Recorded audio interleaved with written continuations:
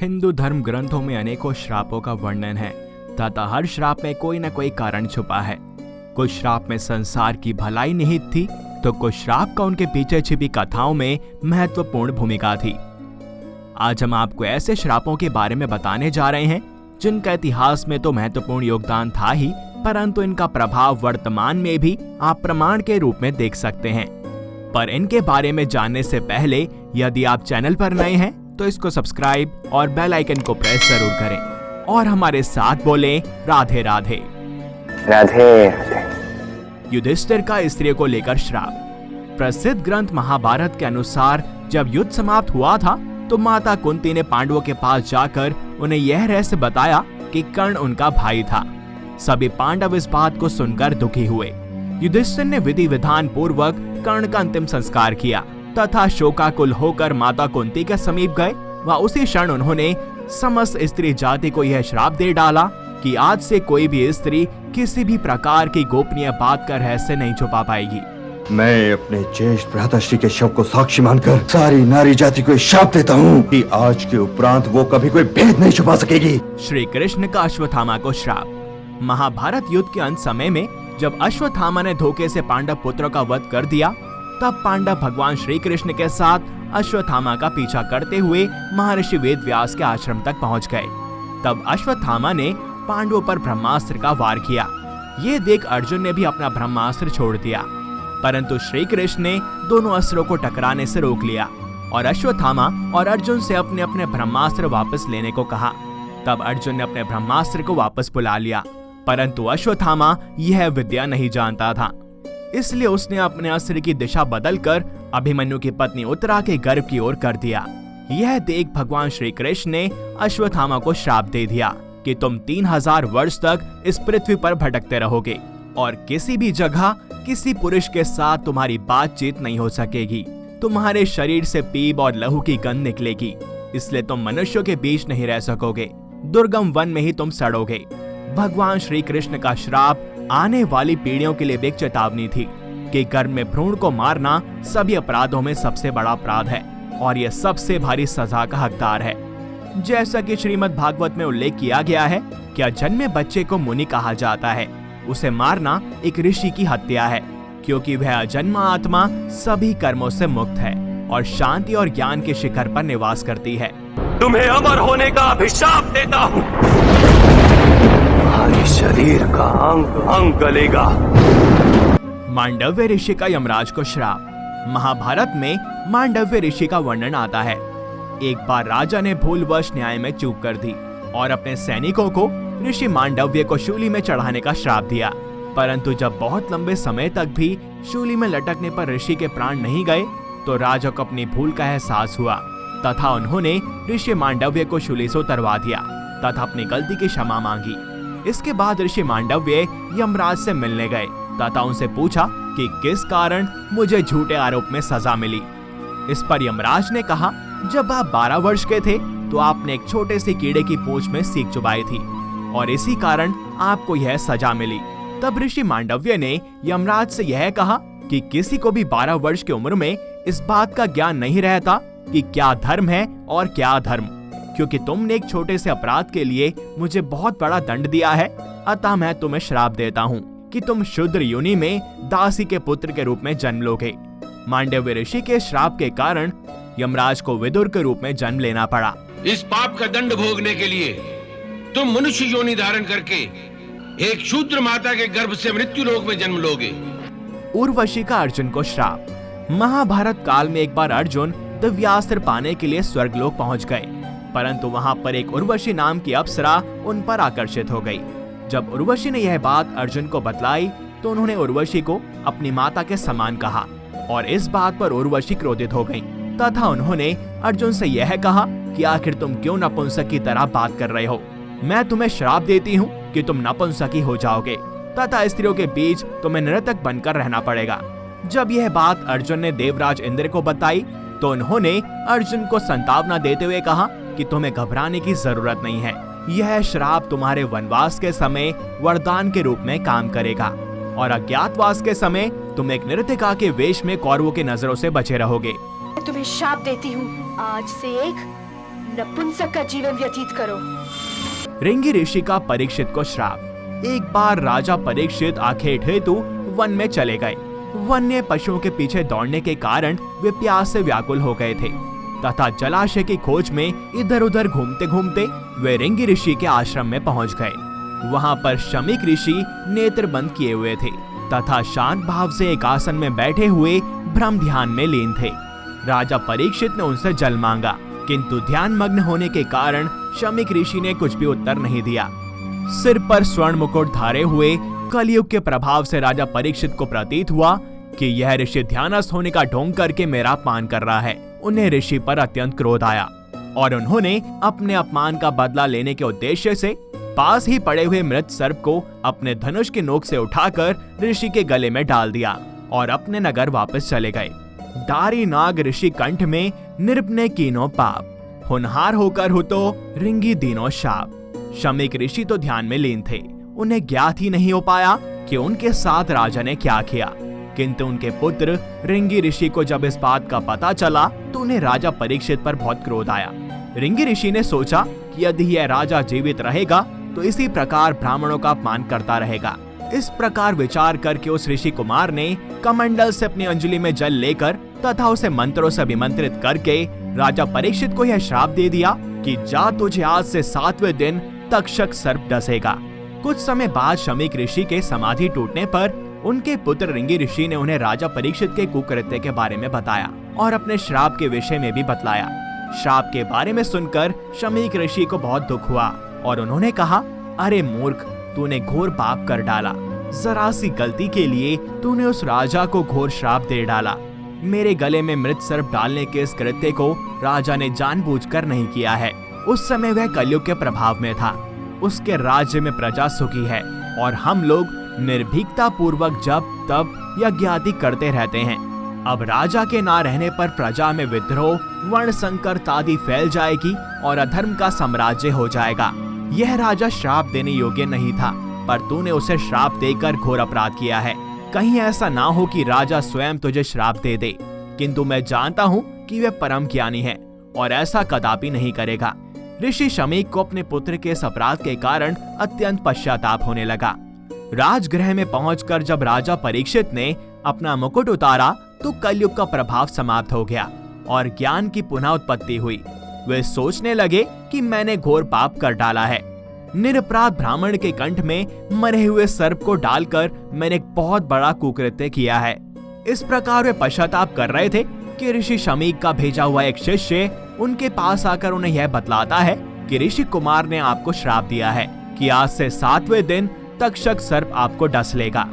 राजा परीक्षित ने शिष्य को प्रसन्नता पूर्वक आसन दिया और बोले, ऋषि कुमार ने श्राप देकर मुझ पर बहुत बड़ा उपकार किया है। मेरी भी यही इच्छा है कि मुझ जैसे पापी को मेरे पाप के लिए दंड मिलना ही चाहिए।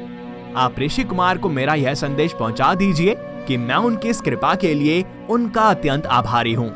उस शिष्य का यथोचित सम्मान करके और क्षमा याचना करके राजा परीक्षित ने विदा किया।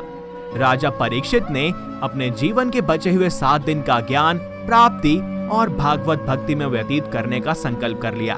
अपने समर्थ पुत्र जन्मेजय का राज्याभिषेक भी कर दिया और समस्त राजसी वस्त्राभूषणों को त्याग कर तथा केवल चीर वस्त्र धारण कर गंगा के तट पर बैठ गए। अपने समस्त आसक्तियों को त्याग कर भगवान श्री कृष्ण चंद्र की भक्ति में स्वयं को लीन कर लिया। उनके इस त्याग और व्रत के विषय में सुनकर अत्रि, वशिष्ठ, च्यवन, अरिष्टनेमी, शार्दवान, पराशर, अंगिरा, भृगु, भगवान परशुराम, विश्वामित्र, इंद्रमद, उत्तथ्य, मेधातिथि, देवल, मैत्रेय, पिपलाद, गौतम, भारद्वाज, और्व, कंडव, अगस्त्य, नारद, वेदव्यास आदि ऋषि, महर्षि और देवऋषि अपने अपने शिष्यों के साथ उनके दर्शन को पधारे। राजा परीक्षित ने उन सभी का यथोचित समयानुकाल सत्कार करके उन्हें आसन दिया, उनके चरणों की वंदना की और कहा, यह मेरा परम सौभाग्य है कि आप जैसे देवता तुल्य ऋषियों के दर्शन प्राप्त हुए। मैंने सत्ता के मद में चूर होकर परम तेजस्वी ब्राह्मण के प्रति अपराध किया और फिर भी आप लोगों ने मुझे दर्शन देने के लिए यहाँ तक आने का कष्ट किया। ये आप लोगों की महानता है। मेरी इच्छा है कि मैं अपने जीवन के शेष 7 दिनों का सदुपयोग ज्ञान प्राप्ति और भगवत भक्ति में करूं। अतः आप सब लोगों से मेरा निवेदन है कि आप लोग वह सुगम मार्ग बताइए जिस पर चलकर मैं भगवान को प्राप्त कर सकूं। राजा परीक्षित के वचनों को सुनकर सभी अत्यंत प्रसन्न हुए और यथा योग्य उनकी इच्छा को पूर्ण करने का निश्चय कर लिया। उसी समय वहां पर व्यास ऋषि के पुत्र जन्म मृत्यु से रहित परम ज्ञानी श्री शुकदेव जी पधारे। समस्त ऋषियों सहित राजा परीक्षित उनके सम्मान में उठकर खड़े हो गए और उन्हें प्रणाम किया। उसके बाद अर्घ्य, पाद्य तथा माला आदि से सूर्य के समान प्रकाशमान श्री शुकदेव जी की पूजा की और बैठने के लिए उच्चासन प्रदान किया। उनके बैठने के बाद अन्य ऋषि भी अपने अपने आसन पर बैठ गए। सभी के आसन ग्रहण करने के पश्चात राजा परीक्षित ने मधुर वाणी में कहा, हे ब्रह्म रूप योगेश्वर, हे महाभाग, भगवान नारायण के सम्मुख आने से जिस प्रकार दैत्य भाग जाते हैं, उसी प्रकार आपके आने से महान पाप भी अविलंब भाग खड़े होते हैं। आप जैसे योगेश्वर के दर्शन अत्यंत दुर्लभ हैं, पर आपने स्वयं मेरी मृत्यु के समय पधार कर मुझ पापी को दर्शन देकर मुझे मेरे संपूर्ण पापों से मुक्त कर दिया है। आप योगियों के भी गुरु हैं, आपने परम सिद्धि प्राप्त की है। अतः कृपा करके यह बतलाइए कि मरणासन प्राणी के लिए क्या कर्तव्य है, उसे किस कथा का श्रवण, किस देवता का जप, अनुष्ठान, स्मरण तथा भजन करना चाहिए और किन किन बातों का त्याग कर देना चाहिए। समस्त ऋषियों ने राजा के इन प्रश्नों को पूछने के लिए उन्हें साधुवाद दिया और उनके प्रश्नों के उत्तर देने के लिए महायोगी श्री शुकदेव जी से आग्रह किया।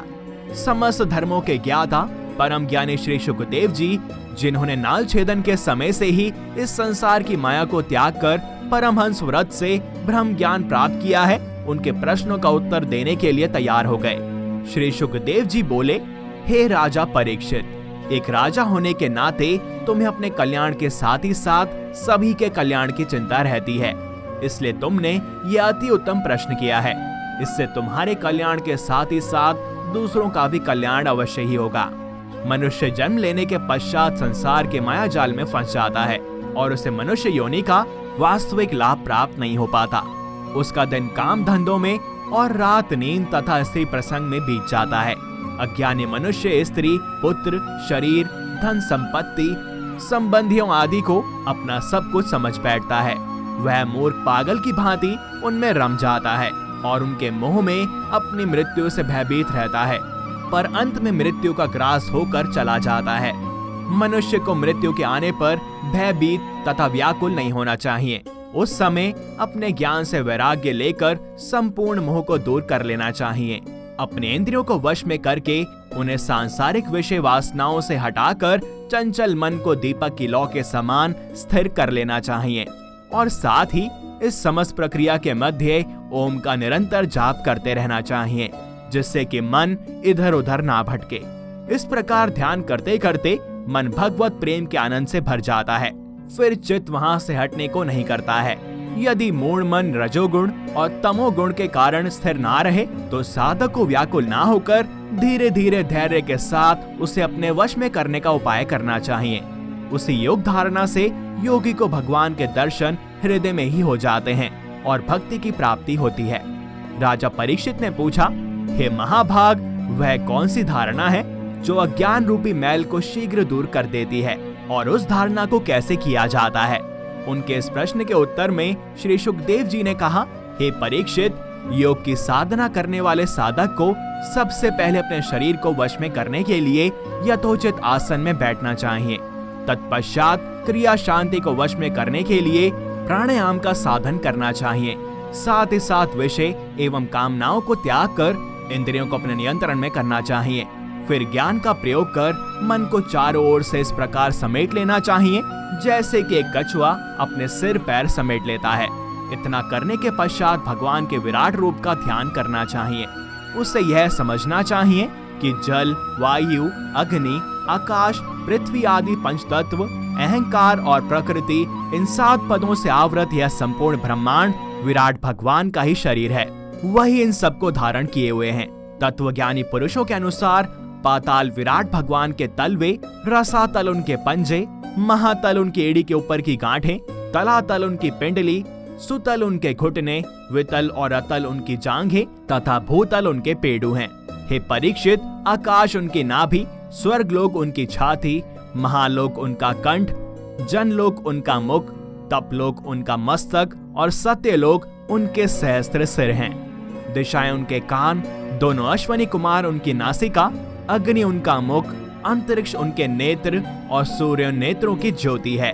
दिन और रात्रि उनकी पलकें हैं, ब्रह्मलोक उनका भ्रूविलास है, जल उनकी तालु और रस उनकी जीव्या है। वेद उनकी मस्तक रेखाएं और यम उनके दाढ़े हैं। स्नेह उनके दांत हैं और जगत को मोहित करने वाली माया उनकी मुस्कान है। लज्जा उनकी ऊपरी ओंठ तथा लोभ निचली ओंठ है। धर्म उनके स्तन और अधर्म उनकी पीठ है। प्रजापति ब्रह्मा उनकी मूत्रेंद्रिया, मित्रा वरुण उनके अंडकोश और समुद्र उनका कोक है। पर्वत उनकी हड्डियां और नदियां उनकी नाड़ियां हैं। वृक्ष उनके रोम और वायु उनका श्राव है। बादल उनके केश है, संध्या उनका वस्त्र है, मूल प्रकृति उनका हृदय है और चंद्रमा उनका मन है। महातत्व उनका चित्त और रुद्रदेव उनका अहंकार है। वन्य पशु उनका कमर तथा हाथी, घोड़े, खच्चर आदि उनके नख हैं। अनेकों प्रकार के पक्षी उनकी कलाएं हैं। बुद्धि उनका मन है और मनुष्य उनका निवास स्थान है। अप्सरा, चारण, गंधर्व आदि उनके स्वर हैं। देवताओं के निमित्त किए गए यज्ञ उनके कर्म हैं। दैत्य तथा राक्षस उनके वीर्य, ब्राह्मण उनकी मुखार बिंदु, क्षत्रिय उनकी बाहें, वैश्य उनकी जंघाएं तथा शूद्र उनके चरणों से उत्पन्न होते हैं।